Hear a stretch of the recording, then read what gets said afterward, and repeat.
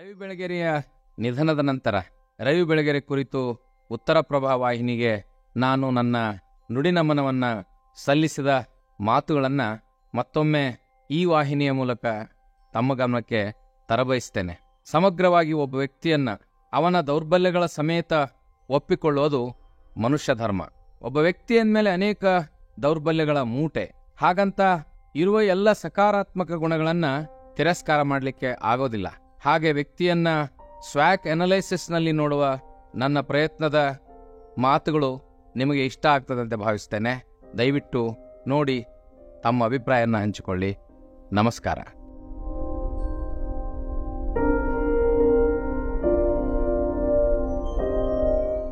ರವಿ ಬೆಳಗೆರೆ ಕನ್ನಡ ಸಾಹಿತ್ಯ, ಪತ್ರಿಕೋದ್ಯಮ ಮತ್ತು ಅಂಕಣ ಬರಹಗಳ ಬಲು ಅಪರೂಪದ ಶಕ್ತಿ ಮತ್ತು ವ್ಯಕ್ತಿ.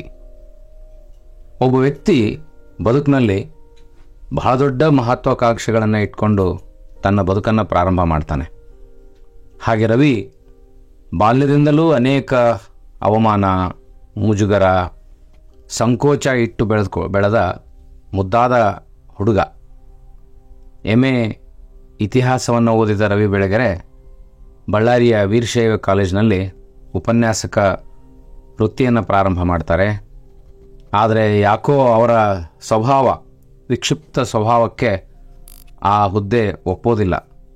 ಅವರ ಒಳಗೆ ಬಹಳ ಒಬ್ಬ ಚೈತನ್ಯಶೀಲ ಬರಹಗಾರ ಅಡಗಿ ಕೂತ್ಕೊಂಡಿರ್ತಾನೆ. ಬಹುಶಃ ನಾವೆಲ್ಲ ವೃತ್ತಿಯ ನೆಪದಲ್ಲಿ ಪ್ರವೃತ್ತಿಯನ್ನು ಹತ್ತಿಕ್ಕಿ ಬಿಟ್ಟರೆ ನಮ್ಮ ಬದುಕು ವಿನಾಶ ಆಗ್ತದೆ ಅನ್ನೋದನ್ನು ರವಿ ಬೆಳಗೆರೆ ತೋರಿಸಿಕೊಟ್ರು. ಒಬ್ಬ ವ್ಯಕ್ತಿ ತುಂಬ ಪ್ರತಿಭಾವಂತನಾಗಿದ್ದಾಗ ಯಾವುದೋ ಒಂದು ಕಂಫರ್ಟ್ ಝೋನಿಗೆ ಸಿಕ್ಕಿಬಿದ್ದರೆ ಬದುಕಿನಲ್ಲಿ ಅಷ್ಟೊಂದು ಯಶಸ್ಸನ್ನು ದಕ್ಕಿಸ್ಕೊಳ್ಳೋಕ್ಕೆ ಸಾಧ್ಯ ಆಗೋದಿಲ್ಲ. ಅಂಥ ಒಬ್ಬ ರವಿ ಉಪನ್ಯಾಸಕ ವೃತ್ತಿ ಬಿಟ್ಟ ಮೇಲೆ ಹೆದರಲಿಲ್ಲ, ಎದೆಗೊಂದಲಿಲ್ಲ. ಅವ್ರ ಹತ್ರ ಅದಮ್ಯವಾದ ಶಕ್ತಿ ಇತ್ತು, ಬರೆಯುವ ತಾಕತ್ತಿತ್ತು. ಬಳ್ಳಾರಿ ಪತ್ರಿಕೆ ಪ್ರಾರಂಭ ಮಾಡ್ತಾರೆ. ಅಲ್ಲಿ ಸಮುದಾಯದ ಜೊತೆಗೆ ನಾಟಕಗಳನ್ನು ಮಾಡ್ತಾರೆ. ಜೊತೆ ಇಲ್ಲಿ ಪತ್ರಕರ್ತನಾಗಿ ಗುರುತಿಸ್ಕೊಳ್ಳೋಕ್ಕೆ ತುಂಬ ಪ್ರಯಾಸ ಪಡ್ತಾರೆ. ಆದರೆ ರವಿಯ ಅಪಾರವಾಗಿರುವಂಥ ಪ್ರತಿಭೆನೇ ರವಿಯ ಶಕ್ತಿಯೂ ಹೌದು, ದೌರ್ಬಲ್ಯವೂ ಹೌದು. ಯಾವುದೇ ಪತ್ರಿಕೆಯಲ್ಲಿ ಕೂಲಿಕಾರನ ಹಾಗೆ ಕೆಲಸ ಮಾಡುವಂಥದ್ದು ರವಿಗೆ ಇಷ್ಟ ಆಗೋದಿಲ್ಲ. ಅವರ ಕ್ರೈಮ್ ಪತ್ರಿಕೆ, ಬಳ್ಳಾರಿ ಪತ್ರಿಕೆಗಳ ಜರ್ನಿಯ ನಂತರ ಬದುಕು ಕಟ್ಕೊಳ್ಳೋದು ಬಹಳ ರವಿಗೆ ಅನಿವಾರ್ಯ ಆಗ್ತದೆ. ಮುಂದೆ ಹುಬ್ಬಳ್ಳಿಗೆ ಬಂದು ಸಂಯುಕ್ತ ಕರ್ನಾಟಕ ಕರ್ಮವೀರದಲ್ಲಿ ಕೆಲಸ ಮಾಡಿದಾಗೂ ಅಷ್ಟೇ.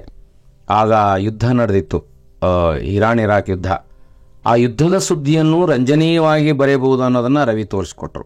ಜನ ಸಂಯುಕ್ತ ಕರ್ನಾಟಕ ಪತ್ರಿಕೆಯನ್ನು ತುಂಬ ಖುಷಿಯಿಂದ ಓದುವಂತಹ ಒಂದು ಬರಹ. ನಾನು ರವಿ ಬರಹದ ವಿಷಯಕ್ಕೆ ಯಾವಾಗಲೂ ಹೇಳ್ತಾ ಇರ್ತೇನೆ, it's a very sexy writing ಅಂತ. It created lot of readers. ಅಂಥ ಒಬ್ಬ ಪತ್ರಕರ್ತನನ್ನು ಅದು ಹೇಗೆ ಅಂದರೆ, ರವಿನ ಪರಿಚಯಿಸೋದು ಅಂತಂದರೆ ಸೂರ್ಯನಿಗೆ ದೀಪ ಬೆಳಗದ ಹಾಗೆ. ಅಷ್ಟು ಅಗಾಧವಾಗಿರುವಂಥ ಫ್ಯಾನ್ ಫಾಲೋವರ್ಸ್ ಇಟ್ಕೊಂಡಿರುವಂಥ ಬರಹಗಾರ. ಯಾವ ಲಂಕೇಶರನ್ನು ಬಿಟ್ಟರೆ, ಲಂಕೇಶ್ ಅವರ ನಂತರ ಒಂದು ಓದುಗರ ವಲಯವನ್ನು, ಲಂಕೇಶ್ ಕ್ಲಾಸ್ ಆಡಿಯನ್ಸನ್ನು ಸೃಷ್ಟಿ ಮಾಡಿದರೆ, ರವಿ ಬೆಳಗೆರೆ ಮಾಸ್ ಆಡಿಯನ್ಸನ್ನು ಕೂಡ ಗೆದ್ದುಬಿಟ್ಟ ಬರಹಗಾರ. ವೈಯಕ್ತಿಕವಾಗಿ ನನಗೆ ಯಾಕೆ ಇಷ್ಟೆಲ್ಲ ಮಾತನಾಡುವ ಅಧಿಕಾರ, ಪ್ರೀತಿ ಇದೆ ಅಂದರೆ, ರವಿ ನಂಗೆ ತುಂಬ ಬರೆಯೋದಕ್ಕೆ, ಓದೋದಕ್ಕೆ, ಹೊಸ ರೀತಿಯಲ್ಲಿ ಬದುಕೋದಕ್ಕೆ ಪ್ರೇರಣೆ ಕೊಟ್ಟಂಥ ವ್ಯಕ್ತಿ. ನಾನು 1985ರಲ್ಲಿ ಕರ್ನಾಟಕ ಕಾಲೇಜಿನಲ್ಲಿ ಇಂಗ್ಲೀಷ್ ಸಾಹಿತ್ಯವನ್ನು ಪ್ರಧಾನ ವಿಷಯವಾಗಿ ತಗೊಂಡಿದ್ದೆ. ಇನ್ನೊಂದು ಅಷ್ಟೇ ತಿಕ್ಕಲತನ ಅಂದರೆ, ನನ್ನ ಮೈನರ್ ವಿಷಯ ಕ್ರಿಮಿನಾಲಜಿ ಇತ್ತು. ಆಗ ನನಗೆ ಇಂಗ್ಲೀಷ್ ವಿಭಾಗದ ಪ್ರಾಧ್ಯಾಪಕರೆಲ್ಲ ಹೇಳೋರು, ಅದೆಂಥ ವಿಚಿತ್ರ, ನೀನು ಇಂಗ್ಲೀಷ್ ಸಾಹಿತ್ಯ ಓದೋದಾದರೆ ಮೈನರ್ ಬೇರೆ ಯಾವುದಾದ್ರೂ ಸಾಹಿತ್ಯಕ್ಕೆ ಸಂಬಂಧಪಟ್ಟ, ಭಾಷೆಗೆ ಸಂಬಂಧಪಟ್ಟ ವಿಷಯವನ್ನು ತಗೋಬೇಕಾಗಿತ್ತು ಅಂದಿದ್ರು. ಆದರೆ ಏನೋ ನನಗೆ ಎಲ್ಲೋ ಒಂದು ಕಡೆ ಈ ಸೈಕಾಲಜಿ ಮತ್ತು ಕ್ರಿಮಿನಾಲಜಿ ಬಗ್ಗೆ ತುಂಬ ಆಸಕ್ತಿ ಇತ್ತು. ಹಾಗಾಗಿ ನಾನು ಮೈನರ್ ಕ್ರಿಮಿನಾಲಜಿ ತಗೊಂಡಿದ್ದೆ. ಆಗ ಅದರಲ್ಲಿ ಒಂದು ಈ ಜೈಲು ಮತ್ತು ಕೈದಿಗಳ ಬಗ್ಗೆ ಅಧ್ಯಯನ ಮಾಡಬೇಕಾಗಿತ್ತು. ನಾನು ಬಳ್ಳಾರಿಗೆ ಹೋಗುವಂಥ, ಬಳ್ಳಾರಿ ಜೈಲನ್ನು ನೋಡುವ, ಕೈದಿಗಳನ್ನು ನೋಡುವಂಥ ಒಂದು ಪ್ರಸಂಗ ಬಂತು. ವಿಚಿತ್ರ, ನಮ್ಮ ಸ್ವಭಾವನೇ ವಿಚಿತ್ರ, ಸಾಹಿತ್ಯಕ್ಕೂ ಅದಕ್ಕೂ ಏನೂ ಸಂಬಂಧ ಇಲ್ಲ. ಅಲ್ಲಿ ಜಾಗರ್ಕಲ್ ಅನ್ನೋಂಥ ಒಬ್ಬ ಪೊಲೀಸ್ ಆಫೀಸರ್ ನನಗೆ ಆ ಜೈಲನ್ನು ತೋರಿಸುವಂಥ ವ್ಯವಸ್ಥೆಯನ್ನು ಮಾಡಿದರು. ಅದಾದಮೇಲೆ ನನಗೆ ಒಂದು ದೊಡ್ಡ ವಿಸ್ಮಯ, ಕುತೂಹಲ ಇತ್ತು. ರವಿ ಬೆಳಗೆರೆ ಕ್ರೈಮ್ ಪತ್ರಿಕೆ ಆವಾಗ ಕಾರ್ಡ್ಗಿಗೆ ಬರ್ತಾ ಇತ್ತು. ನಾನು ರವಿ ಬೆಳಗೆರೆ ಅವ್ರನ್ನ ನೋಡಬೇಕು ಅಂತಂದೆ. ಪೊಲೀಸರ ಜೊತೆ ತುಂಬ ಒಡನಾಟ ರವಿದು. ಜಾಗರಕಲ್ಲಿ ಹೇಳಿದ್ರು ಬಾ ಕರ್ಕೊಂಡು ಹೋಗ್ತೀನಿ ಅಂತ ಆ ರವಿ ಬೆಳಗೆರೆ ಮನೆಗೆ ಹೋದರು. ಭಾಳ ಮಟ್ಟ ಮಧ್ಯಾಹ್ನ, ಬಳ್ಳಾರಿ ಉರಿಬಿಸಿಲು. ರವಿ ಅಂಥದ್ರಲ್ಲಿ ಒಂದು ಬ್ಲ್ಯಾಕ್ ಜುಬ್ಬ, ಬ್ಲ್ಯಾಕ್ ಲುಂಗಿ ಹಾಕ್ಕೊಂಡು ಸಿಗರೇಟ್ ಸೇತ್ತ ಆ ಸತ್ಯನಾರಾಯಣ ಪೇಟೆಯ ತಮ್ಮ ಮನೆಯ ಕಂಪೌಂಡ್ನಲ್ಲಿ ಕೂತ್ಕೊಂಡಿದ್ರು. ಪರಿಚಯ ಮಾಡಿಸಿದ್ರು, ಇವರು ಸಿದ್ದು ಆ್ಯಪಲ್ ಪರ್ವೆ ಅಂತ, ಧಾರವಾಡದಿಂದ ಬಂದಿದ್ದಾರೆ, ಸಾಹಿತ್ಯದ ವಿದ್ಯಾರ್ಥಿ ಅಂದರು. ಆಯಿತು ಜಾಗರಕಲ್, ನೀವು ಹೋಗ್ಬೋದು ಈಗ ಅಂತಂದರು. ಕೂತ್ಕೊಂಡ್ರು ರವಿ ಬೆಳಗೆರೆ. ಏನಪ್ಪ ಸಿದ್ದು, ಸಿಗರೇಟ್ ಸೇತೀಯಾ ಅಂತಂದರು. ಇಲ್ಲ ಸರ್ ಸೇದಲ್ಲ ಅಂದೆ. ಇಲ್ಲ ರೀ ಸೇದಲ್ಲ ಅಂತಂದೆ. ನಿಮ್ದು ಯಾವ ಊರು? ನಮ್ಮದು ಇಲ್ಲೇ ಕಾರಟಗಿ ಸರ್. ಅಲ್ಲೋ ನೀನು ಕಾರಟಗಿಯವನಾಗಿ ಒಳ್ಳೆ ಇವ್ರ ಥರ ರೀ ಅಂತ ಮಾತಾಡ್ತಿ, ವಿಚಿತ್ರ ಅಂತಂದರು. ನಿಮ್ಗೆ ಗೊತ್ತಲ್ಲ, ನಮ್ಮ ಮಗಲಾಯ್ ಪ್ರದೇಶದ ಕಡೆ, ಈ ಹೈದರಾಬಾದ್ ಕರ್ನಾಟಕದ ಕಡೆ ನಾವೆಲ್ಲ ವಿದ್ಯಾರ್ಥಿಗಳಾಗಿದ್ದಾಗ ನಮಗೆ ಬಹುವಚನದ ಪರಿಚಯವಿರಲಿಲ್ಲ. ನಾವು ದೊಡ್ಡವರಿಗೂ ಕೂಡ ರೀ ಅಂತಿದ್ದಿಲ್ಲ. ಎಂಥ ವಿಚಿತ್ರ ಅಂತಂದರೆ, ನಮ್ಮ ಶಾಲೆಯಲ್ಲಿ ಕಲಿಸೋ ಮೇಸ್ಟ್ರುಗಳಿಗೆ ಬಿಟ್ಟರೆ ಎಲ್ರಿಗೂ ಏಕವಚನದಲ್ಲಿ ಮಾತಾಡೋದು ಆ ರಾಯಚೂರು ಜಿಲ್ಲೆಯ ವಿಶೇಷ. ಆವಾಗ ಬಾರೋ ಹೋಗೋ ಅಂತ ಮಾತಾಡೋದು. ದೊಡ್ಡವರಿದ್ದರೂ ಹಾಗೆ. ಅದು ಏಕವಚನ ಬಹುವಚನದ ಪರಿಚಯ ಆಗಿದ್ದೇ ನನಗೆ PUCಗೆ ಕರ್ನಾಟಕ ಕಾಲೇಜ್ ಧಾರವಾಡಕ್ಕೆ ಬಂದಮೇಲೆ. ನಾವು ಏಕವಚನದಲ್ಲಿ ಸಂಬಂಧಿಕರಿಗೆ ಮಾತಾಡಿದರೆ, ಸ್ನೇಹಿತರಿಗೆ ಮಾತಾಡಿದರೆ ಮುಜುಗರ ಉಂಟು ಮಾಡ್ಕೊಳ್ತಿದ್ರು. ನಾವು ಯಾರಾದ್ರು ರಿಲೇಟಿವ್ಸ್ಗೆ ಸಿಂಗ್ಯುಲರ್ನಲ್ಲಿ ಮಾತಾಡ್ಬಿಟ್ರೆ ಅವರೆಲ್ಲ ಮುಖ ನೋಡೋರು ನಮಗೆ ಈ ಕಡೆ ಧಾರವಾಡ ಜಿಲ್ಲೆಯಲ್ಲಿ. ಹಾಗಾಗಿ ನಾನು ಅದೇ ತಾನೇ ಒಂದು 3 ವರ್ಷ ಆಗಿತ್ತು ಧಾರವಾಡಕ್ಕೆ ಹೋಗಿ ಬಹುವಚನವನ್ನು ಭಾಳ ಪ್ರಯಾಸ ಕಷ್ಟಪಟ್ಟು ರೂಢಿ ಮಾಡ್ಕೊಂಡಿದ್ದೆ. ಹಾಗಾಗಿ ಹಂಗೆ ಸರ್, ಹಿಂಗೆ ಸರ್, ಹಂಗ್ರಿ ಹಿಂಗ್ರಿ ಅಂದ್ಕೊಳ್ಳೆ, ಯಾರೀರಿ ಅನ್ಬೇಡ, ನನಗೆ ರವಿ ಅನ್ನೋ ಇಲ್ಲ ರವಿ ಅಣ್ಣ ಅನ್ನೋ ಸಾಕು ಅಂತಂದರು. ನಿನಗೆ ಎಷ್ಟು ವಯಸ್ಸು ಎಷ್ಟೀಗ ಅಂತಂದರು. ನನಗಿಂತಲೂ 6 ವರ್ಷ ಚಿಕ್ಕವನು, ನೀನು ಸುಮ್ಮನೆ ಏಕವಚನದಲ್ಲಿ ಮಾತಾಡು, ರವಿ ಅನ್ನೋ ಸಾಕು ಅಂತಂದರು. ಬರಹದ ಬಗ್ಗೆ ಇತ್ಯಾದಿ ಮಾತಾಡಿದ್ರು. ಸ್ಮೋಕ್ ಮಾಡ್ತೀಯಾ ಅಂತ ಕೇಳಿದ್ರು. ಇಲ್ಲ ಮಾಡಲ್ಲ. ಆವಾಗ ಗಟ್ಟಿ ಮತ್ತೆ ನನಗೆ ಒಂಥರ ನನ್ನ ಜೀವನೋತ್ಸಾಹ ಉಕ್ಕಿದಾಗಾಯಿತು. ಸಿಂಗ್ಯುಲರ್ನಲ್ಲಿ ಏಕವಚನದಲ್ಲಿ ಮಾತಾಡೋಕೆ ಸಿಕ್ತಲ್ಲ ಅವಕಾಶ ಅಂತೇಳಿ, ಇಲ್ಲಪ್ಪ ಸೇದಂಗಿಲ್ಲ ನಾನು ಅಂದೆ. ಕುಡಿತೀಯೇನಂತ ಕೇಳಿದ್ರು. ಇಲ್ಲಪ್ಪ ಇನ್ನೂ ಅಷ್ಟು ಕಲ್ತಿಲ್ಲ ಅಂತಂದೆ. ಅವೆಲ್ಲ ಕಲಿಬೇಕು, ಮತ್ತು ಬರಿಬೇಕಂತ ಕಲಿಬೇಕು ನೀನು ಅಂತಂದರು ಬಳ್ಳಾರಿ ಭಾಷೆಯಲ್ಲಿ. ಆಮೇಲೆ ಹೋಗ್ಲಿ ನಾನ್ ವೆಜ್ ಜರ ತಿಂತೀಯಾ ಅಂತಂದರು. ಅಷ್ಟೇನು ತಿನ್ನಂಗಿಲ್ಲ, ಅಷ್ಟೇನಿಲ್ಲ ಇಷ್ಟೇನಿಲ್ಲ, ತಿನ್ನೇಬೇಕು ನೀನು ಅಂಥೇಳಿ ಇಷ್ಟು ಖಾರ ಹಾಕಿದ ಚಿಕನನ್ನು ಮಾಡಿಸಿದ್ರು. ನಾನು I am not A non vegetarian, but ಅವಾಗ ಏನಾಗಿತ್ತು ಅಂದರೆ ಏನಾದರೂ ಅನುಭವಿಸ್ಬೇಕು ಅನ್ನುವಂಥ ಹುಮ್ಮಸ್ಸು, ವಯಸ್ಸು ಅದು ಆಯಿತು ಅಂತ ಇಬ್ಬರು ಸೇರಿ ಇಷ್ಟು 1 kg ಚಿಕನನ್ನು ತಿಂದ್ಬಿಟ್ವಿ. ಎಷ್ಟು ಉರಿತಾ ಇತ್ತು ನನಗಂದರೆ, ನನಗೆ ಖಾರ ತಿಂದು ರೂಢಿನೇ ಇರಲಿಲ್ಲ. ಎಲ್ಲ ಉರಿದೋಗಿ ಶುರು ಆಯಿತು. ಆದರೂ ರವಿ ಬೆಳಗೆರೆ ಪ್ರೀತಿ ವಿಶ್ವಾಸಕ್ಕೆ ತಿಂದಿದ್ದೆ. ಆಮೇಲೆ ನೀರು ಕುಡಿದು ಅದು ಇದು ಮಾತಾಡ್ತಾ ನನ್ನ ಬದುಕಿನ ಕನಸುಗಳನ್ನು ಹೇಳೋದಿಲ್ಲ, ತುಂಬ ಸುಂದರವಾಗಿ ಬರೆಯೋದನ್ನು ಕಲಿಬೇಕು, ನೀನೇನಾದರೂ ಬರೆದಿದೆಯಾ? ಒಂದಿಷ್ಟು ಪದ್ಯಗಳನ್ನು ಬರೆದಿದ್ದೇನೆ. ನನಗೆ ಆ ಪ್ರೋಸ್ ಭಾಳ ಕಷ್ಟ ಅನ್ನಿಸ್ತದೆ ಬರೆಯೋದು. ಏನಿಲ್ಲ, ಬರಿತಾ ಹೋಗು, ರೂಢಿ ಆಗ್ತದೆ ಅಂತ ಹೇಳಿದರು. ಅದು ನನ್ನ ಮತ್ತು ರವಿಯ ಮೊದಲ ವಿಸ್ಮಯ ಭೇಟಿ. ಮುಂದೆ ನಾನು ಯಾವತ್ತೂ ರವಿ ಬೆಳಗೆರೆಗೆ ಬಹುವಚನದಲ್ಲಿ ಮಾತಾಡಲಿಲ್ಲ. ಭಾಳ ಅಂದರೆ ರವಿ ಅಣ್ಣ ಅಂತಿದ್ದೆ, ರವಿ ಅಂತಿದ್ದೆ. ಮುಂದೆ ಅವರು ಹುಬ್ಳಿಗೆ ಬಂದ ಮೇಲೆ ಮುಂಡ್ರಿಗೆಯಲ್ಲಿ ನಾನು ಪಾರ್ಟ್ ಟೈಮ್ ಲೆಕ್ಚರಾಗಿ ಕೆಲಸ ಮಾಡ್ತಾಯಿದ್ದೆ. ಅಲ್ಲಿ ಕನ್ನಡ ಸಂಘದವ್ರು ತುಂಬ ಕ್ರಿಯೇಟಿವ್ ಆಗಿ ಕೆಲಸ ಮಾಡ್ತಾಯಿದ್ರು. ಆಗಿನ ಪ್ರಾಚಾರ್ಯರಾದ A.B. ಹಿರೇಮಠರು ಹಾಮಾನಾಯಕರನ್ನ, ರವಿ ಬೆಳಗೆರೆಯವ್ರನ್ನ ಒಂದು ರಾತ್ರಿ ಅಲ್ಲಿ ಕಾರ್ಯಕ್ರಮಕ್ಕೆ ಕರೆಸಿದ ಮೇಲೆ ಒಂದು ದೊಡ್ಡ ಬೈಠಕ್ಕಾಯಿತು. ಹಾಮಾನಾಯಕರು ಏನೂ ತಗೊಳ್ಳೋರಲ್ಲ. ರವಿ ಬೆಳಗೆರೆ ಭಾಳ ದೊಡ್ಡ ತೀರ್ಥಪ್ರಿಯ. ಮತ್ತು ರವಿ ಬೆಳಗೆರೆ ಬೈಠಕ್ ಅಂದರೆ ಭಾಳ ಇಂಟ್ರೆಸ್ಟಿಂಗ್. ಆವತ್ತಿನ ತಮಾಷೆ ನೋಡಿ, ಭಾಳ ಚೆನ್ನಾಗಿ ಬೈಠಕ್ ಮಾಡುವಂಥ ರವಿ ಬೆಳಗೆರೆ, ಭಾಳ ಸಾತ್ವಿಕ ಮನುಷ್ಯ ಹಾಮಾನಾಯಕರು. ಅಂದಿನ ಆ ಸಂಸ್ಥೆಯ ಉಪಾಧ್ಯಕ್ಷರಾಗಿದ್ದಂಥ S.S. ಪಾಟೀಲ್ರು ಭಾಳ ತುಂಬ ಪ್ರಾಮಾಣಿಕ ಮನುಷ್ಯ, ಸರಳ ಮನುಷ್ಯ ಅನಿಸ್ಕೊಂಡವರು. ಅವರು ನೋಡಿ ಗಾಬರಿ ಆಗ್ಬಿಟ್ರು. ಏನಪ್ಪ ಇದು, ವ್ಯಾಪಾರಿ ಕುಡಿತಾರಲ್ಲೋ ನಿಮ್ಮ ರೈಟರ್ಸ್ ಅಂತಂದರು. ಆಮೇಲೆ ಇಡೀ ರಾತ್ರಿ ಎಷ್ಟು ರಂಜನೀಯವಾಗಿರುವಂಥ ಕುತೂಹಲಕಾರಿ ಸಂಗತಿಗಳನ್ನು ಮುಂಡ್ರಿಗಿ IBಯಲ್ಲಿ ರವಿ ನಮ್ಮ ಜೊತೆ ಹಂಚಿಕೊಂಡ್ರು. ಆಗಲೇ ನಾನು ಉಪನ್ಯಾಸಕನಾಗಿದ್ದೆ. ಆವಾಗ ಮತ್ತೆ ರವಿ ಹೇಳಿದ್ರು, ಈಗ ನೀನು ಲೆಕ್ಚರ್ ಆದಿ, ಸರಿಯಾಗಿ ಬರೆಯೋದನ್ನು ಕಲಿ ಅಂತ. ಆದರೆ ಅಷ್ಟೊತ್ತಿಗೆ ನಾನು ರವಿ ಬೆಳಗೆರೆ ಭಾಷಣದಿಂದ ಪ್ರೇರಿತನಾಗಿ ಆ ಭಾಷಣ ಮಾಡೋದನ್ನು ಕಲ್ತಿದ್ದೆ. ಭಾಷಣದಲ್ಲಿ ಕಳೆದು ಹೋಗೋದು ಬೇಡ ಸಿದ್ದು, ಬರೆಯೋದನ್ನು ರೂಢಿ ಮಾಡ್ಕೋ ಅಂತಂದರು. ಕರ್ಮವೀರ ಸಂಯುಕ್ತ ಕರ್ನಾಟಕಕ್ಕೆ 1-2 ಲೇಖನಗಳನ್ನು ಕೊಟ್ಟೆ. ಇಲ್ಲ ಇದು ಆಕರ್ಷಕವಾಗಿ ಬರೆಯೋ ರೀತಿ ಅಲ್ಲ. ನಾನು ನಿನ್ನನ್ನು ನನ್ನ ತಮ್ಮನ ಹಾಗೆ ಪ್ರೀತಿಸ್ತೇನೆ, ಆದರೆ ಬರಹದ ಗುಣಮಟ್ಟ ಸರಿ ಇರಲಿಲ್ಲ ಅಂದರೆ ನಾನು ಎಕ್ಸೆಪ್ಟ್ ಮಾಡೋಕ್ಕಾಗಲ್ಲ ಸಿದ್ದು, ಐ ಆಮ್ ಸಾರಿ ಅಂತ ನನ್ನ ಲೇಖನಗಳನ್ನು ವಾಪಸ್ ಕೊಟ್ಟರು. ಮುಂದೆ ಬೆಂಗಳೂರಿಗೆ ಹೋದರು. ಬೆಂಗಳೂರಿನ ಕರ್ಮವೀರಕ್ಕೆ ಹೋದ್ಮೇಲೆ ಅಲ್ಲಿ ನಂದೊಂದು ಪದ್ಯ ಪ್ರಕಟ ಮಾಡಿದರು. ನನಗೆ ಭಾಳ ಖುಷಿ ಆಯಿತು. ಅಂತೂ ನಾನು ಬರಹಗಾರನಾಗಬಲ್ಲೆ ಅನ್ನುವಂಥ ಒಂದು ಆತ್ಮವಿಶ್ವಾಸನ ತಂದೆಲ್ಲ ಮರಯ ಅಂತಂದೆ. ವೈಯಕ್ತಿಕವಾಗಿ ರವಿ ವೆರಿ ಹ್ಯಾಂಡ್ಸಮ್ ಗಾಯ್, ತುಂಬ ಚೆನ್ನಾಗಿ ಮಾತನಾಡುವ, ತುಂಬ ಚೆನ್ನಾಗಿ ಬರೆಯುವ, ಅಂದರೆ ಧ್ವನಿ, ದೃಶ್ಯ, ಅಕ್ಷರ ಮೂರೂ ಪ್ರಕಾರಗಳಲ್ಲಿ ಹಿಡಿತಾ ಇದ್ದ ಏಕೈಕ ಬರಹಗಾರ. ಭಾಳಷ್ಟು ಜನರು ತುಂಬ ಚೆನ್ನಾಗಿ ಬರೀತಾರೆ, ಆದರೆ ಭಾಷಣ ಮಾಡೋಕ್ಕೆ ಬರೋದಿಲ್ಲ. ಭಾಳ ಚೆನ್ನಾಗಿ ಭಾಷಣ ಮಾಡ್ತಾರೆ, ಕ್ಯಾಮ್ರಾ ಎದುರಿಸಿ ಮಾತಾಡೋಕ್ಕೆ ಬರೋದಿಲ್ಲ. ರವಿಗೆ ಆ ಮೂರೂ ಮಾಧ್ಯಮಗಳಲ್ಲಿ ಒಂದು ಗತಿ ಸಿಕ್ತು. ನನಗೆ ಹೇಳೋರು, ನೋಡೋ ಸಿದ್ದು, ನೀನು ನೋಡೋಕೆ ನನ್ನ ಹಾಗೆ ದುಂಡುಂಡಿದೆಯಾ, ನೀನು ಈ ಮೂರೂ ಮಾಧ್ಯಮಗಳನ್ನು, ಮೂರು ಪ್ರಕಾರಗಳನ್ನು ಬಳಸ್ಕೋಬೇಕು, ಬೆಳಿಬೇಕು ಅಂತ ಹೇಳಿದ್ರು.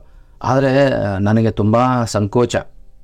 ಅದ್ರ ಜೊತೆಗೆ ಈ ನೌಕರಿ ಅಥವಾ ಉದ್ಯೋಗನ ಬೈಂಡಿಂಗ್ ಇತ್ತಲ್ಲ, ಅದರದ್ದು ಭಯ, ಅಂದರೆ ಆ ಸೆಕ್ಯೂರಿಟಿ ಭಯ ನಂಗೆ ತುಂಬ ಕಾಡ್ತಾ ಇತ್ತು. ಏನು ಅನಿಸಿದ್ರು ಅದನ್ನು ಅದುಮಿಡುವಂಥ, ಹತ್ತಿಕ್ಕುವಂಥ ಅನಿವಾರ್ಯ ವಾತಾವರಣ ಇತ್ತು. ಆಗ ನನಗೆ ಅನುದಾನ ರಹಿತ ಶಿಕ್ಷಕನ ಕೆಲಸ ಮಾಡ್ತಾ ಇದ್ದೆ. ರವಿ ಅದೇ ಹಾಯ್ ಬೆಂಗಳೂರು ಪತ್ರಿಕೆ ಪ್ರಾರಂಭ ಮಾಡಿದರು. ಪ್ರಾರಂಭ ಮಾಡಿದ ಮೇಲೆ, ಸಿದ್ದು ಪತ್ರಿಕೆಗೆ ಬರಿತೀಯಾ ಅಂದರು. ಇಲ್ಲ, ನೀವು ತುಂಬ ಟೀಕೆ ಮಾಡ್ತೀರಿ, ಭಾಳ ಕ್ರೂರವಾಗಿ ಬರಿತೀರಪ್ಪ, ಕೆಟ್ಟದಾಗಿ ಬರಿತೀರಿ. ನಾನು ಆ ಥರ ಬರೆದ್ರೆ ಇದ್ದ ವೃತ್ತಿಯನ್ನೇ ಕಳ್ಕೊಂಬಿಡ್ಬೇಕಾಗತ್ತೆ, ನಾನು ಮ್ಯಾನೇಜ್ಮೆಂಟ್ನಲ್ಲಿ ಕೆಲಸ ಮಾಡ್ತೀನಿ, ಹಾಗೆಲ್ಲ ಆಗಲ್ಲ ಅಂದೆ. ರವಿ ನಂಗೆ ತುಂಬ ಕ್ಲೋಸ್ ಅಂತ ಗದಗ್ನಲ್ಲೆಲ್ಲ ಗೊತ್ತಿತ್ತು. ಒಂದ್ಸಲ ಯಾವುದೋ ಭಾಳ ಖಾರವಾಗಿ ಬರೆದ ಒಂದು ವರದಿ ಪ್ರಕಟ ಆಯಿತು. ಜನ ಗದಗ್ನಲ್ಲಿ ಆ ವರದಿ ನಾನೇ ಬರೆದಿದ್ದೀನಿ ಅಂತ ಸಂಶಯದಿಂದ ನೋಡೋಕೆ ಶುರು ಮಾಡಿದಾಗ ನನಗೊಂದು ರೀತಿ ಆ ಭಯ ಕಾಡೋಕ್ಕೆ ಶುರುವಾಯ್ತು. ನಾನು ಹೇಳಿದೆ, ಮೊದಲೇ ಮಾರಾಯ, ನನಗೆ ಅನುದಾನ ಬೇರೆ ಇಲ್ಲ, ಮತ್ತು ಈ ಥರದ ಸುದ್ದಿಗಳು ಬಂದು ನಾನು ಬಲಿಪಶು ಆಗ್ತೀನಿ, ಇದೇನು ಕತೆ ಎಂದೆ. ಸಿದ್ದು, ಹಾಗೆಲ್ಲ ಲೈಫ್ನಲ್ಲಿ ಹೆದರಬಾರ್ದು. ಯಾಕೆ ಹೆದರ್ತಿ? ಎಲ್ಲ ಬಿಟ್ಟು ನಿನಗೆ ಬರೆಯೋಕೆ ಬರುತ್ತೆ ಅನ್ನೋ ಒಂದು ಆತ್ಮವಿಶ್ವಾಸ ಇಟ್ಟುಕೋ. ಈ ಕಂಫರ್ಟ್ ಝೋನ್ನಲ್ಲಿ ಬದುಕೋದೇ ಒಬ್ಬ ವ್ಯಕ್ತಿಯ ಪ್ರತಿಭೆಗೆ ಮಾರಕ ಅಂತ ರವಿ ಹೇಳಿದ ಮಾತು ನನಗೀಗ ಭಾಳ ಇಂಟ್ರೆಸ್ಟಿಂಗ್ ಮತ್ತು ಸತ್ಯ ಅಂತ ಅನ್ನಿಸ್ತದೆ.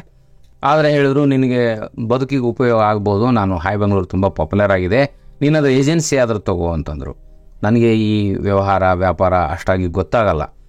ವೈಯಕ್ತಿಕವಾಗಿ ನಾನು ವ್ಯಾಪಾರಿ ಪರಿವಾರದಲ್ಲಿ ಹುಟ್ಟಿ ಬೆಳೆದರೂ ಕೂಡ, ಬಾಲ್ಯದಲ್ಲಿ ಕಿರಾಣಿ ಅಂಗಡಿಯಲ್ಲಿ ಬೆಳೆದರೂ ಕೂಡ, ನನಗೆ ಯಾಕೋ ಈ ಹಣಕಾಸಿನ ವಹಿವಾಟು ಇವತ್ತಿಗೂ ನನಗೆ ಒಗ್ಗಿ ಬಂದಿಲ್ಲ. ಆಮೇಲೆ ಒಂದು ವರ್ಷ ನಾನು ಆ ಹಾಯ್ ಬೆಂಗಳೂರು ಪತ್ರಿಕೆಯ ವಿತರಕನಾಗಿ ಇಲ್ಲಿ ಕೆಲಸ ಮಾಡಿದೆ. ಈ ಪತ್ರಿಕಾ ವಿತರಣೆ, ಅದು ದುಡ್ಡು ಕೂಡಿಸೋದು, ದುಡ್ಡು ವಾಪಸ್ ಕೊಡೋದು ಆಗಲೇ ಇಲ್ಲ ನನ್ನ ಕಡೆ. ಆಮೇಲೆ ಸರಿಯಾಗಿ ಹಣನೂ ಕಳಿಸ್ತಾ ಇರಲಿಲ್ಲ. ನಿವೇದಿತ ಮೇಲಿನ ಮೇಲೆ ನನಗೆ ಒಂದು ಎಚ್ಚರಿಕೆಯನ್ನು ಕೊಡೋರು, ನೀವು ಹಣ ಸರಿಯಾಗಿ ಕಳಿಸ್ತಾ ಇಲ್ಲ. ಆದರೆ ರವಿ ಹೇಳ್ತಿದ್ರಂತೆ, ಬೇಡ, ಯಾವುದೇ ಕಾರಣಕ್ಕೂ ಸಿದ್ದನ ಏಜೆನ್ಸಿ ನಿಲ್ಲಿಸಬೇಡ ಅಂತ. ಮುಂದೆ ನಂಗೆ 97ರಲ್ಲಿ ಗ್ರ್ಯಾಂಟ್ ಆಯಿತು. ನಾನು, ಬೇಡ ರವಿ, ನಾನು ನಿನಗೆ ಸುಮ್ಮನೆ ತೊಂದರೆ ಕೊಡ್ತೀನಿ ಪತ್ರಿಕೆಗೆ, ಈ ತುಂಬ ಬೆಳೆದಿದೆ ಪತ್ರಿಕೆ, ಏಜೆನ್ಸಿ ಯಾರಿಗಾದರೂ ಕೊಟ್ಬಿಡೋಣ ಅಂತ ಅದನ್ನು ವಾಪಸ್ ಕೊಟ್ಟು ನಾನು ರವಿ ಜೊತೆ ವೈಯಕ್ತಿಕ ಸ್ನೇಹವನ್ನು ಇಟ್ಕೊಂಡೆ. ಬಟ್ ಭೇಟಿ ಆದಾಗೆಲ್ಲ ಹೇಳೋರು, ಇಲ್ಲ, ನೀನು ಬರೆಯೋದನ್ನು ಕಲಿಬೇಕು ಅಂತ. ಹಾಯ್ ಬೆಂಗಳೂರಿನ ಮೊದಲೇ ವಾರ್ಷಿಕೋತ್ಸವಕ್ಕೆ ಹೋಗಿದ್ದೆ. ಅಲ್ಲಿ ಖುಷ್ವಂತ್ ಸಿಂಗ್ ಬಂದಿದ್ದರು. ನನ್ನನ್ನು ಖುಷ್ವಂತ್ ಸಿಂಗ್ರಿಗೆ ಪರಿಚಯ ಮಾಡಿಸಿದ್ರು. ಜೊತೆಗೆ ಇಡೀ ದಿನ ಕರ್ಕೊಂಡಿದ್ರು, ಒಳ್ಳೆ ಊಟ ಹಾಕಿಸಿದ್ರು. ರವಿಗೆ ಒಂದು ದೊಡ್ಡ ನನ್ನ ಬಗ್ಗೆ ಇಂಟ್ರೆಸ್ಟಿಂಗ್ ಏನಂದರೆ, ನಾನು ಮನಸ್ಸು ಮಾಡಿದರೆ ಚೆನ್ನಾಗಿ ಬರಿಬಲ್ಲೆ ಅಂತ ಗೊತ್ತಿತ್ತು, ನಾನು ಬರಹಗಾರನಾಗಲಿ ಅಂತ ಆಸೆ ಇತ್ತು. ಆದರೆ ನಾನು ತುಂಬ ಚೆನ್ನಾಗಿ ಮಾತಾಡ್ತಾ ಇದ್ದೆ, ಬರೀತಿರ್ಲಿಲ್ಲ. ಬರಹ ನನಗೆ ಯಾಕೋ ಆ ಹಿಡಿತಕ್ಕೆ ಬಂದೇ ಇರಲಿಲ್ಲ. ಪದ್ಯ ಬರೆದೆ, ಗದ್ಯ ನನಗೆ ಸಾಧ್ಯ ಆಗಲಿಲ್ಲ. ಆಮೇಲೆ ಬರೆಯೋಕ್ಕೆ ಶುರು ಮಾಡಿದಾಗ ರವಿಗೆ ಭಾಳ ಖುಷಿ ಆಯಿತು. ರವಿ ತುಂಬ ನಿರೀಕ್ಷೆಗಳನ್ನು ಮೀರಿ ಬೆಳೆದ್ಬಿಟ್ರು. ಬಹಳ ಸಂಕಷ್ಟ ಮತ್ತು ಆರ್ಥಿಕ ಸಂಕಷ್ಟದಿಂದ ಬೆಂಗಳೂರಿಗೆ ಹೋದ ಮನುಷ್ಯ ಹಾಯ್ ಬೆಂಗಳೂರು ಪ್ರಾರಂಭ ಮಾಡಿದ ಮೇಲೆ ಹಣ ಬರೋಕ್ಕೆ ಶುರುವಾಯಿತು.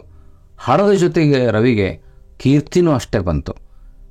ಸಾಮಾನ್ಯ ಓದುಗರು ಪ್ರತಿ ಹಾಯ್ ಬೆಂಗಳೂರು ಬಂದಾಗ ಕೃಷ್ಣ ಸುಂದರಿಯನ್ನು ಕೈಯಲ್ಲಿ ಹಿಡ್ಕೊಳ್ಳೋಕ್ಕೆ ಆಟೋ ಡ್ರೈವರ್ಗಳು ಕಾತರದಿಂದ ಕಾಯ್ತಾಯಿದ್ರು. ಅಂದರೆ ಎಲ್ಲ ವರ್ಗಕ್ಕೂ ಇಷ್ಟವಾಗುವ ಬರಹಗಳನ್ನು ರವಿ ಬರಿತಾ ಇದ್ರು. ಕವಿತೆ ಬರಲಿ, ಕಥೆ ಬರಲಿ, ಕಾದಂಬರಿ ಬರಲಿ, ಅನುವಾದ ಮಾಡಲಿ. Love in the time of cholera, Mandavi ಕಾದಂಬರಿನ ಕನ್ನಡಕ್ಕೆ ತಂದರು. ಅಂದರೆ ಒಂದು ಆ ಸೆಕ್ಸಿ ಬರಹ ಇತ್ತಲ್ಲ, ಅದು ಸಾಮಾನ್ಯ ಓದುಗರನ್ನು ಆಕರ್ಷಣೆ ಮಾಡ್ತಾ ಇತ್ತು. ಮತ್ತು ಪ್ರಬುದ್ಧ ಮತ್ತು ಕ್ಲಾಸ್ ಆ ಓದುಗರ ತಕರಾರು ಏನಂದ್ರೆ, ರವಿ ಈ ಥರ ಎಲ್ಲ ಚೀಪಾಗಿ ಬರಿಬಾರ್ದು ಅಂತ. ಬಟ್ ಕ್ಲಾಸ್ ಆ್ಯಂಡ್ ಮಾಸ್ ಎರಡನ್ನೂ ನಾನು ಸಮನಾಗಿ ತೊಗೊಂಡು ಹೋದರೆ ನನಗೆ ಹಣಕಾಸಿನ ಲಾಭ ಆಗುತ್ತೆ ಅನ್ನುವಂಥ ರವಿ ಲೆಕ್ಕಾಚಾರನೂ ಇತ್ತು. ಈ ಹಿನ್ನೆಲೆಯಲ್ಲಿ ಹಾಯ್ ಬೆಂಗಳೂರು ಸಾಮಾನ್ಯ ಓದುಗರನ್ನು ಆಕರ್ಷಣೆ ಮಾಡಿದ ಕಾರಣಕ್ಕಾಗಿಯೇ ರವಿ ಹಣ ಗಳಿಸ್ಲಿಕ್ಕೆ ಸಾಧ್ಯ ಆಯಿತು. ನೋಡಿ, ಉಳಿದು ಬರಹಗಾರ ಥರ ರವಿ ಆ ಪ್ರಚಾರದ ಅಮಲಿನಲ್ಲಿ ಕಳೆದು ಹೋಗಲಿಲ್ಲ.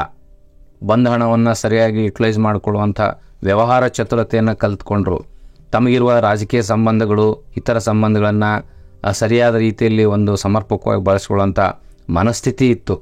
ಮತ್ತು ಪ್ರಾರ್ಥನಾ ಶಾಲೆಯನ್ನು ಮಾಡಿದರು. ಅಲ್ಲಿ ಮಕ್ಕಳಿಗೆ, ಹೆಂಡತಿಗೆ ಒಂದು ಉದ್ಯೋಗದ ರೀತಿಯಲ್ಲಿ ಆಯಿತು. ಹಾಯ್ ಬೆಂಗಳೂರು ಜೊತೆಗೆ ಓ ಮನಸ್ಸೆ ಪತ್ರಿಕೆಯನ್ನು ಪ್ರಾರಂಭ ಮಾಡಿದರು. ಆಮೇಲೆ ಅವರ ಪ್ರಕಾಶನ ಸಂಸ್ಥೆಯಿಂದ ರವಿ ಇಷ್ಟು ಪುಸ್ತಕಗಳನ್ನ ಬರೆದ್ರು ಅಂದ್ರೆ he was A tremendous writer. ಅಷ್ಟು ದೈತ್ಯ ಶಕ್ತಿಯಿಂದ ಬರೆಯುವಂಥ ಬರಹಗಾರ ಕನ್ನಡದಲ್ಲಿ ಇರಲಿಕ್ಕೆ ಸಾಧ್ಯನೇ ಇಲ್ಲ ಅಂತ ಅನಿಸ್ತದೆ. ಒಂದು 50 ಪುಸ್ತಕಗಳನ್ನ ರವಿ ಬರೆದು ಹಾಕಿದ್ರು ಅವ್ರ ಜೀವಿತಾವಧಿಯಲ್ಲಿ. ಎಲ್ಲ ಮರುಮುದ್ರಣ ಕಾಣೋದು, ಓದುಗರ ಆಕರ್ಷಣೆ, ಅನುವಾದ ಮಾಡಿದ್ರು ಹಾಗೆ. ಆ ಅನುವಾದದಲ್ಲಿ ಏನು ಮಾಡ್ತಿದ್ರು ಅಂದರೆ Ravi was not simply translating, it was a transcreation. He was creating something in that translation. ತಮ್ಮ ಒಂದು ಕ್ರಿಯಾಶೀಲತೆನ ಅದರಲ್ಲಿ ಸೇರಿಸಿ ಅನುವಾದ ಮಾಡ್ತಿದ್ದರಿಂದ ಆ ಪುಸ್ತಕ ಓದೋಕ್ಕೆ ತುಂಬ ಖುಷಿ ಆಗ್ತಾ ಇತ್ತು. ಆ ಓದುಗರಿಗೆ ಏನಿದೆ ಅಂದರೆ, ಓದುಗರಿಗೆ ಮೊದಲೇ ಹಂತ ಏನಂದರೆ ಖುಷಿ ಕೊಡಬೇಕು. ಓದುಗರಿಗೆ ಓದಿಸ್ಕೊಂಡು ಹೋಗುವಂಥ ಬರಹದ ಅನಿವಾರ್ಯತೆ ಇತ್ತು. ಆ ಒಂದು ಕಲೆ ರವಿ ಬೆಳಗೆರೆಗಿತ್ತು. ಮತ್ತು ನಾನು ಎಷ್ಟೋ ಸಲ ಹೇಳ್ತಿದ್ದೆ, ಅಲ್ಲ ರವಿ ಮಾರಾಯ, ನೀನು ನಮಗೆಲ್ಲ ಹೇಗೆ ಬರಿಬೇಕು ಅಂತ ಕಲಿಸ್ದಿ, ಹೇಗೆ ಬರಿಬೇಕು, ಬರಹಗಾರ ಹೇಗಾಗ್ಬೇಕಂತ ಕಲಿಸ್ದಿ, ಆದರೆ ಹೇಗೆ ಬದುಕಬಾರ್ದು ಅನ್ನೋದನ್ನು ಹೇಳ್ಕೊಟ್ಟು ನೋಡು. ನಿನ್ನ ಹಾಗೆ ಬದುಕಬಾರ್ದು ಬರಹಗಾರ ಅನ್ನೋದನ್ನು ನೀನು ಹೇಳ್ಕೊಟ್ಟು, ನೀನು ಭಾಳ ಹೆವಿಯಾಗಿ ಡ್ರಿಂಕ್ಸ್ ಮಾಡ್ತೀಯ, ಚೈನ್ ಸ್ಮೋಕರ್, ತುಂಬ ರೊಮ್ಯಾಂಟಿಕ್, ಇದೆಲ್ಲ ಒಬ್ಬ ಬರಹಗಾರನಿಗೆ ಇರಬಾರ್ದಂತ ಅನಿಸ್ತತೆ ಅಂದರೆ ರವಿ ತುಂಬ ಪ್ರಾಮಾಣಿಕವಾಗಿ ಒಪ್ಕೊಳ್ತಾ ಇದ್ರು. ರವಿ ಕುಡಿತಾನೆ, ರವಿ ಸಿಗರೇಟ್ ಸೇರ್ತಾನೆ ಅಂತ ನಾವು ಬರೆದ್ರೆ ಅಥವಾ ನಾವು ಹೇಳಿದರೆ ಅದು ಅವರ ವೈಯಕ್ತಿಕ ಬದುಕನ್ನು ಹಕ್ಕನ್ನು ಕಿತ್ಕೊಂಡಂಗಾಗತ್ತೆ. ಆದರೆ ಸ್ವತಃ ರವಿ, ನಾನು ಕುಡಿತೇನೆ, ನಾನು ಸಿಗರೇಟ್ ಸೇರ್ತೇನೆ, ಆಮೇಲೆ ನಾನು ನನಗಿಂತಲೂ 10 ವರ್ಷ ದೊಡ್ಡವಳನ್ನು ಮದುವೆಯಾಗಿದ್ದೇನೆ, ಮತ್ತು ಇತ್ತೀಚೆಗೆ ನನಗಿಂತಲೂ ತುಂಬ ಚಿಕ್ಕವಳನ್ನು, ಒಂದು 20-25 ವರ್ಷ ಚಿಕ್ಕವಳನ್ನು ಎರಡನೇ ಮದುವೆಯಾಗಿದ್ದೇನೆ. ಇದನ್ನು ಬೇರೆ ಯಾರಾದರೂ ಹೇಳಿದರೆ, ಬೇರೆ ಯಾರಾದರೂ ಮಾತಾಡಿದ್ರೆ ಆಡ್ಕೊಂಡಂಗಾಗತ್ತೆ, ಅಸೂಯಿಂದ ಮಾತಾಡ್ದಂಗೆ ಆಗುತ್ತೆ. ಅದಕ್ಕೆ ರವಿ ಅವಕಾಶನೇ ಕೊಡಲಿಲ್ಲ. ತನ್ನ ದೌರ್ಬಲ್ಯಗಳ ಬಗ್ಗೆ, ತನ್ನ ಮಿತಿಗಳ ಬಗ್ಗೆ ತಾನೇ ಹೇಳ್ಕೊಳ್ಳುವಂಥ ಒಂದು ಧೈರ್ಯ ಇತ್ತು. ಅಲ್ಲಿವರೆಗೂ ನಮಗೇನು ನಂಬಿಕೆ ಇತ್ತಂದ್ರೆ, ಒಂದು ಕ್ಷೇತ್ರದಲ್ಲಿ ಹೆಸರು ಮಾಡಿದಂಥ ವ್ಯಕ್ತಿ ತನ್ನ ದೌರ್ಬಲ್ಯಗಳಿಂದ ವಿನಾಶ ಆಗ್ತಾನೆ ಅನ್ನೋವಂಥ ಒಂದು ನಂಬಿಕೆ ನಮಗಿತ್ತು, ಭಯ ಇತ್ತು. ರವಿ ಬದುಕಿನಿಂದ ನಾವು ಕಲ್ತದ್ದೇನೆಂದರೆ, ಒಂದು ಸಲ ನಮ್ಮ ಫಾಲೋವರ್ಸ್ ಅನ್ನೋರು ನಮ್ಮನ್ನು ಪ್ರೀತಿ ಮಾಡೋಕ್ಕೆ, ಇಷ್ಟ ಮಾಡೋಕ್ಕೆ ಶುರು ಮಾಡಿಬಿಟ್ರೆ ಅವರು ನಮ್ಮ ದೌರ್ಬಲ್ಯಗಳನ್ನು ಕೇರೆ ಮಾಡೋದಿಲ್ಲ. They never bother for our weakness ಅಂತ ಗೊತ್ತಾಗಿದ್ದು ರವಿಯ ಧೈರ್ಯದಿಂದ. ನಾನಂತಿದ್ದು ಇದನ್ನೆಲ್ಲ ಓದುಗರಿಗೆ ಹೇಳ್ಕೊಂಡ್ರೆ ಅವ್ರು ನಮ್ಮಿಂದ ದೂರ ಆದರೆ ಹೆಂಗೋ, ಯಾಕೆ ದೂರ ಆಗ್ತಾರೋ Siddu? Once they love us, they always love us. ನೋಡಿ, ಆ ಮನುಷ್ಯ ಧ್ವನಿ ಚೆನ್ನಾಗಿದೆ ಅಂತ ಗೊತ್ತಾದಮೇಲೆ ಆ ಧ್ವನಿ ನಿರೂಪಣೆ ಮೂಲಕವಾಗಿ ಕ್ರೈಮ್ ಪ್ರೋಗ್ರಾಮ್ಸನ್ನು ETVಗೆ ಅಲ್ಲಿ ಇಲ್ಲಿ ಮಾಡೋಕ್ಕೆ ಶುರು ಮಾಡಿದರು. ನಾನು ಕೇಳಿದೆ, ಏನು ಮರ ಇದು, ಅಷ್ಟೊಂದು ಸದಭಿರುಚಿ ಅಲ್ಲ. ಸದಭಿರುಚಿ ಅಲ್ಲ ಅಂದ್ರೇನು, I get lot of money and popularity, I am very practical ಅಂತ ಹೇಳೋರು. ಅದು ಒಂದೊಂದು ಸಲ ನಮಗೆ ನಿಜ ಅನ್ನಿಸ್ತಿತ್ತು. ಆದರೆ ಬೇಸಿಕ್ ಆಗಿರುವಂಥ ನನ್ನ ಇನ್ಸ್ಟಿಂಕ್ಟ್ ಏನಿದೆ, ಮೂಲ ದ್ರವ್ಯ ಇದೆಯಲ್ಲ, ನಾನು ಅದನ್ನು ಬಿಡೋದಿಲ್ಲ. I do all these things as my profession. ಇದನ್ನು ನಾನು ಆ್ಯಸ್ ಎ ಪ್ರೊಫೆಷನ್ ಆಗಿ, ಅರ್ನಿಂಗ್ ಸೋರ್ಸ್ ಆಗಿ ಮಾಡ್ತೇನೆ. ಇದು ನನ್ನ ರಿಯಾಲಿಟಿ, ವಾಸ್ತವಿಕ ನಿಲುವು. ಆಮೇಲೆ ಎಲ್ಲ ಹುಚ್ಚಿತ್ತು, ಸಿನಿಮಾದಲ್ಲೇ ನಟನೆ ಮಾಡಬೇಕಂತ ಹೋದರು. ಆದರೆ as an actor it was a flop decision, ಅಷ್ಟು ಒಳ್ಳೆಯ ನಿರ್ಧಾರ ಅಲ್ಲ. ಇಂಥ ವಿಕ್ಷಿಪ್ತತೆ ಇತ್ತು. ಆಮೇಲೆ ಸ್ನೇಹಿತರ ಜೊತೆ ತುಂಬ ಚೆನ್ನಾಗಿರೋದು, ಆಮೇಲೆ ಭಾಳ ಜಗಳ ಆಡಿಬಿಡೋದು. ಈ ರವಿ ಬೆಳಗೆರೆ ಒಂದು ತಮ್ಮ ಸ್ನೇಹಿತರ ಒಂದು ವಲಯ ಇತ್ತು, ಬರಹಗಾರ ವಲಯ.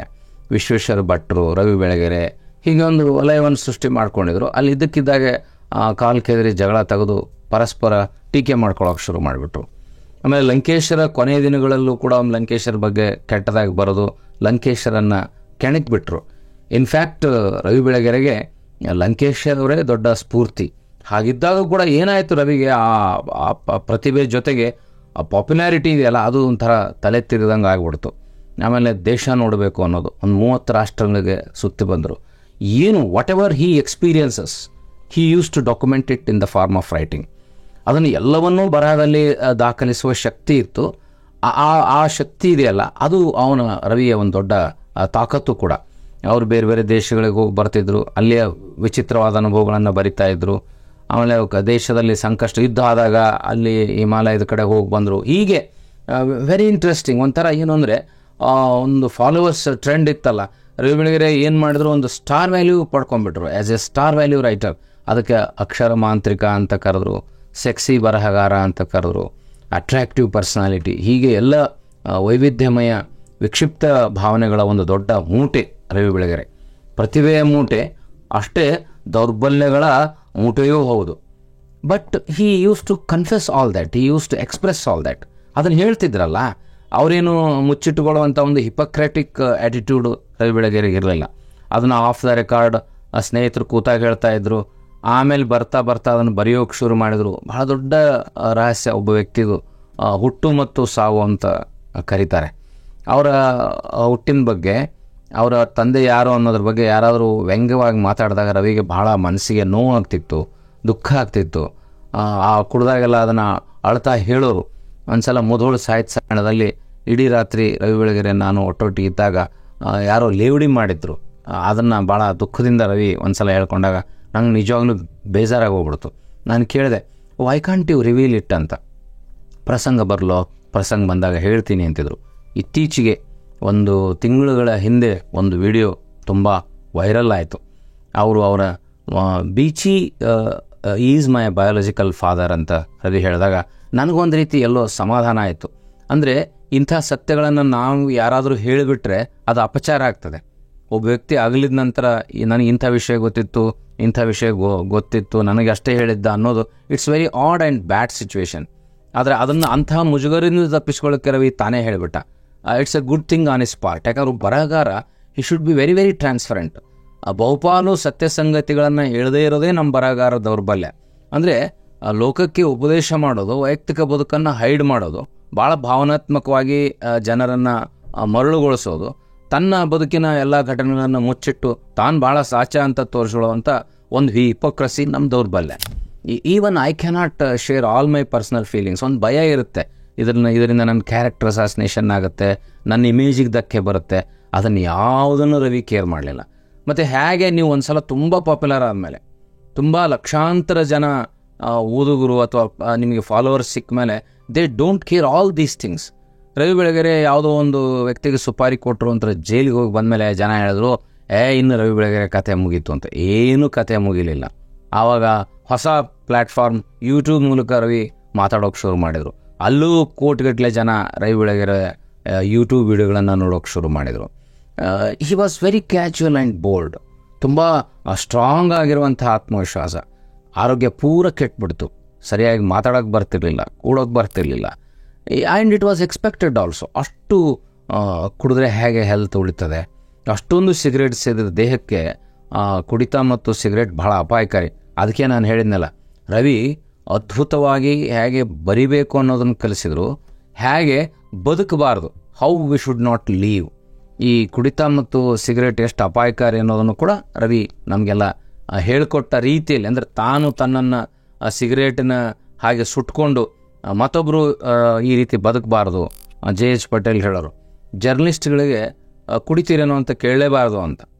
ಅಂದರೆ ಜರ್ನಲಿಸ್ಟ್ಗಳಂದರೆ ಕುಡಿತಾರೆ, ಅವರಿಗೆ ಕುಡಿತ ಭಾಳ ಪ್ರಿಯವಾದದ್ದು ಅಂತ ತಮಾಷೆ ಮಾಡ್ತಾಯಿದ್ರು. ನಾಟ್ ಆಲ್, ಆದರೆ 99% ಜರ್ನಲಿಸ್ಟ್ಗಳು, ಬರಹಗಾರರು, ಕ್ರಿಯಾಶೀಲ ವ್ಯಕ್ತಿಗಳಿಗೆ ಈ ಥರದ ವೈಯಕ್ತಿಕ ಬದುಕಿನ ದೌರ್ಬಲ್ಯಗಳು ಕಾಡ್ತಾ ಇರ್ತವೆ. ಎಲ್ಲೋ 100ಕ್ಕೆ ಒಬ್ಬರು ನಾನು ಈ ರೀತಿ ಏನೂ ಹ್ಯಾಬಿಟ್ಸ್ ಇಲ್ಲದೆ ಸಂಪೂರ್ಣ ಬರಹದಲ್ಲಿ ತೊಡಗಿರೋದನ್ನು ನೋಡಿದ್ದೀನಿ. ನಾನು ಹೇಳ್ತಾ, ಆ ಕಾಲದ ಬರಹಗಾರರು, ಆ ಕಾಲದ ಕವಿಗಳು ಬೇರೆ. ಈ 20-21ನೇ ಶತಮಾನದಲ್ಲಿ ಡ್ರಿಂಕ್ಸ್ ಅನ್ನೋದು ಒಂದು ಟ್ರೆಂಡ್ ಆಗಿ ಹೋಗಿದೆ, ಸ್ಮೋಕಿಂಗ್ ಅನ್ನೋದು ಒಂದು ಟ್ರೆಂಡ್ ಆಗಿ ಹೋಗ್ಬಿಟ್ಟಿದೆ. ಆದರೆ ಅದು ದೌರ್ಬಲ್ಯ ಟ್ರೆಂಡ್ ಇದ್ದರೆ ಓಕೆ, ಅದು ದೌರ್ಬಲ್ಯ ಆಗಬಾರ್ದು. ಬಟ್ ರವಿ ಬೆಳಗೆರೆಗೆ ಅದು ತುಂಬ ದೌರ್ಬಲ್ಯ ಆಗಿತ್ತು. ಇಲ್ಲೇ ಕಾರವಾರದ ಜಯಡ ಹತ್ರ ಒಂದು ಫಾರೆಸ್ಟ್ನಲ್ಲಿ ಬಂಗ್ಲೋ ತೊಗೊಂಡಿದ್ರು. Craze, whatever he wanted to buy, he had the capacity to buy. ಅಂದರೆ ನಮ್ಮ ಎಲ್ಲ ಕನಸುಗಳನ್ನು ಸಾಕಾರ ಮಾಡಿಕೊಳ್ಳುವಷ್ಟು ನಾವು ನಮ್ಮ ಶಕ್ತಿಯ ಮೂಲಕವಾಗಿ ಆರ್ಥಿಕ ಕ್ರೋಢೀಕರಣ ಮಾಡಬೇಕು ಅನ್ನೋ ಛಲ ಇದೆಯಲ್ಲ, ಅದು ಉಳಿದವ್ರಿಗೆ ಸಾಧ್ಯ ಆಗೋದಿಲ್ಲ. ನಮಗೆಲ್ಲ ಇದೆ, ನಮ್ಮ ಅಕ್ಷರದ ಮೂಲಕವಾಗಿಯೇ ಲಕ್ಷಾಂತರ ಓದುಗರನ್ನು ಸೃಷ್ಟಿ ಮಾಡಬೇಕು ಅನ್ನೋ ಕನಸಿದೆ. ಆಮೇಲೆ ಲಕ್ಷಾಂತರ ರೂಪಾಯಿ ಕೇವಲ ಬರಹದ ಮೂಲಕನೇ ಸಂಪಾದನೆ ಮಾಡ್ಬೇಕಂತ ಆಸೆ ಇರುತ್ತೆ. ಬಟ್ ಅದಕ್ಕೆ ರೀಚ್ ಮಾಡೋದಿದೆಯಲ್ಲ, ಅದನ್ನು ತಲುಪೋದಿದೆಯಲ್ಲ, that is very rare character. Ravi is an exceptional to that, is an extraordinary. 62 ವರ್ಷದಲ್ಲಿ ಹೋದಾಗ ನಿಜವಾಗ್ಲೂ ನಮಗೆ ಬೇಸರ ಆಯಿತು. ರವಿ ಆರೋಗ್ಯದ ಬಗ್ಗೆನೂ ಕಾಳಜಿ ಇಟ್ಕೊಂಡಿದ್ದಾರೆ. ಸಾಮಾಜಿಕ ಸ್ವಾಸ್ಥ್ಯ, ಕಾಲ್ಪನಿಕ ಸಂಗತಿಗಳು, ರಾಜಕಾರಣ, ಸಿನಿಮಾ, ಹೀಗೆ ಜಗತ್ತಿನ ಎಲ್ಲ ಪ್ರಕಾರಗಳಲ್ಲಿ ಜ್ಞಾನ ಇದ್ದ ಮನುಷ್ಯ ಆರೋಗ್ಯದ ಬಗ್ಗೆನೂ ಕಾಳಜಿ ಇದ್ದರೆ ಎಷ್ಟು ಚೆನ್ನಾಗಿತ್ತು ಅಂತ ಅನೇಕ ಸಲ ಅನ್ನಿಸ್ತದೆ. But it is a limitation. Sometimes we have to accept. JH ಪಟೇಲ್ರು ಕೂಡ ಅಷ್ಟೇ ಮೇಧಾವಿಗಳು, ಆದರೆ ಅವರಿಗೆ ಹೆಂಡ ಮತ್ತು ಹೆಣ್ಣು ನನ್ನ ದೌರ್ಬಲ್ಯ ಅಂತ ಬಹಿರಂಗವಾಗಿ ಹೇಳಿದರೂ ಕೂಡ ಇರುವಷ್ಟು ದಿನ ಅದ್ಭುತವಾಗಿ ಬದುಕಿದ ಮನುಷ್ಯರು. ಹಾಗೆ ರವಿ ಕೂಡ 62 ವರ್ಷ ಬದುಕಿದ್ರು ಕೂಡ ನೂರಾರು ವರ್ಷ ಬದುಕಿದವರು ಮಾಡದಷ್ಟು ಸಾಧನೆಯನ್ನು ಮಾಡಿ ಹೋಗಿದ್ದಾರೆ. ಅವ್ರದ್ದು ಬರೆದ ಪುಸ್ತಕಗಳು ನಮ್ಮ ಜೊತೆ ಇದೆ, ಅವರು ಮಾತನಾಡಿದ ಆಡಿಯೋ ನಮ್ಮ ಜೊತೆ ಇದೆ, ಅನೇಕ ವಿಡಿಯೋ ಯೂಟ್ಯೂಬ್ನಲ್ಲಿ ಮತ್ತು ಬೇರೆ ಬೇರೆ ಚಾನಲ್ಗಳಿಗೆ ಮಾಡಿದಂಥ ನಿರೂಪಣೆ ಕಾರ್ಯಕ್ರಮಗಳು ಜೊತೆಗಿರೋದ್ರಿಂದ ರವಿ ಕೇವಲ ದೇಹ ಬಿಟ್ಟೋಗಿದ್ದಾರೆ. ಆದರೆ ನಮ್ಮ ಮನಸ್ಸಿನಿಂದ, ಓದುಗರ ಮನಸ್ಸಿನಿಂದ ಯಾವತ್ತೂ ದೂರ ಹೋಗಲಿಕ್ಕೆ ಸಾಧ್ಯನೇ ಇಲ್ಲ. Ravi remains in the minds of class audience, even in the mass audience also. ಹಾಗೆ ಬೆಳ್ಳಂಬೆಳಗ್ಗೆ ಅಸ್ತಂಗತವಾದ ರವಿ ಬಗ್ಗೆ ಮಾತಾಡಲಿಕ್ಕೆ ಸ್ಟುಡಿಯೋಗೆ ಧಾವಿಸಿ ಬರಬೇಕನ್ನುವಂಥ ಭಾವನೆ ನನಗುಂಟಾಯಿತು. ನನ್ನ ವೈಯಕ್ತಿಕ ಸಂಬಂಧ, ಯಾಕೆಂದರೆ ನಾನು ನೀವೆಲ್ಲ ಅನ್ಕೋಬೋದು ಏನು I have explained only of my personal experiences. Ravi ಬರಹ, ರವಿ ಬದುಕು, ಅನೇಕ ಸಂಗತಿಗಳು ಎಲ್ಲರಿಗೂ ಗೊತ್ತೇ ಇದೆ. ಎಲ್ಲರಿಗೂ ಗೊತ್ತಿರೋ ವಿಷಯವನ್ನೇ ಮಾತಾಡಿದ್ರೆ ಅಷ್ಟೊಂದು ಏನೂ ಅದು ಕುತೂಹಲಕಾರಿ ಆಗಿರೋದಿಲ್ಲ. ವೈಯಕ್ತಿಕವಾಗಿ ನಾನು ಇತ್ತೀಚೆಗೆ ಬಹಳ ಬರೆಯೋಕ್ಕೆ ಶುರು ಮಾಡಿದ ಮೇಲೆ ರವಿ ಖುಷಿ ಆಯಿತು. ಅಲ್ಲೂ ನಿನ್ನೊಳಗಿದ್ದ ರೈಟರ್ ಹೊರಗೆ ಬರಲಿಕ್ಕೆ ಎಷ್ಟು ವರ್ಷ ಹಿಡಿತಲ್ಲ. ನಾ ಹೇಳಿದೆ, ನನ್ನೊಳಗೆ ಒಂದು ಅಧೈರ್ಯ ಇತ್ತು, ನನ್ನೊಳಗೆ ಇನ್ಸೆಕ್ಯೂರಿಟಿ ಕಾಡ್ತಾ ಇತ್ತು, ಇನ್ಫೀರಿಯಾರಿಟಿ ಕಾಡ್ತಾ ಇತ್ತು. ಎಲ್ಲದಕ್ಕಿಂತಲೂ ಹೆಚ್ಚು ನಾವೇನಾದರೂ ಬರೆಯೋದ್ರ ಮೂಲಕ ವಿವಾದಕ್ಕೆ ಸಿಕ್ಕು ಈ ಕಂಫರ್ಟ್ ಝೋನ್ ಇದೆಯಲ್ಲ, ಉದ್ಯೋಗ ಕಳ್ಕೊಳ್ತೀವೇನಪ್ಪ ಅನ್ನೋ ಭಯ ಇತ್ತು ಮಾರಾಯ. ಈಗ ಅದೆಲ್ಲ ಬಿಟ್ಟಿದ್ದೀನಿ. So I am writing very seriously ಅಂತ ಹೇಳಿದೆ. ಆದರೆ ವೈಯಕ್ತಿಕವಾಗಿ ಭೇಟಿಯಾಗೋದನ್ನು ಒಂದು 10 ವರ್ಷದಿಂದ ಕಡಿಮೆನೇ ಮಾಡಿಬಿಟ್ಟೆ. ಈ was very busy, very controversial. ಹಾಗಾಗಿ ಫೋನ್ನಲ್ಲಿ ಆವಾಗ ಮಾತಾಡೋದು, ಬರಹದ ಮೂಲಕ ಈ ನನ್ನ ಕಮ್ಯುನಿಕೇಷನನ್ನು ಉಳಿಸ್ಕೊಂಡೆ. ನನ್ನೊಳಗಿರುವ ಒಬ್ಬ ಬರಹಗಾರನನ್ನು 30 ವರ್ಷಗಳ ಹಿಂದೆಯೇ ಎಚ್ಚರಿಸಿದ್ದ ರವಿ ಬೆಳಗೆರೆ ಇವತ್ತು ನಾನು 3 ಪ್ರಕಾರಗಳಲ್ಲಿ ಅಕ್ಷರ, ದೃಶ್ಯ ಮತ್ತು ಶ್ರವಣ, ಈ 3 ಪ್ರಕಾರಗಳಲ್ಲಿ ಕೆಲಸ ಮಾಡಬೇಕು, ಮಾಡ್ತೀನಿ ಅನ್ನುವಂಥ ಭರವಸೆ ತುಂಬಿದ ರವಿ ಬೆಳಗೆರೆಗೆ ನನ್ನ ಬೆಳಗಿನ ನಮನಗಳನ್ನು, ಶ್ರದ್ಧಾಂಜಲಿಯನ್ನು ಸಲ್ಲಿಸ್ತೇನೆ. ದೈಹಿಕವಾಗಿ ಹೋದೆ ಅಲ್ಲ ಅಣ್ಣ, ಹೋಗಿ ಬಾ. ನೀನು ಕೇವಲ ದೈಹಿಕವಾಗಿ ಹೋಗಿದ್ದೀಯ, ಆದರೆ ನಿನ್ನ ಪುಸ್ತಕಗಳು, ನಿನ್ನ ಅಕ್ಷರಗಳು ನಮ್ಮೊಂದಿಗೆ ಸದಾ ನಮ್ಮ ಮನಸ್ಸಿನಲ್ಲಿ ನಾವು ಹೋಗೋರಿಗೂ ಇದ್ದೇ ಇರ್ತವೆ. ಮನುಷ್ಯನಿಗೆ ಸಾವು ಭಾಳ ಆಘಾತಕಾರಿ, ಅಪಾಯಕಾರಿ ಅಂತಲ್ಲ.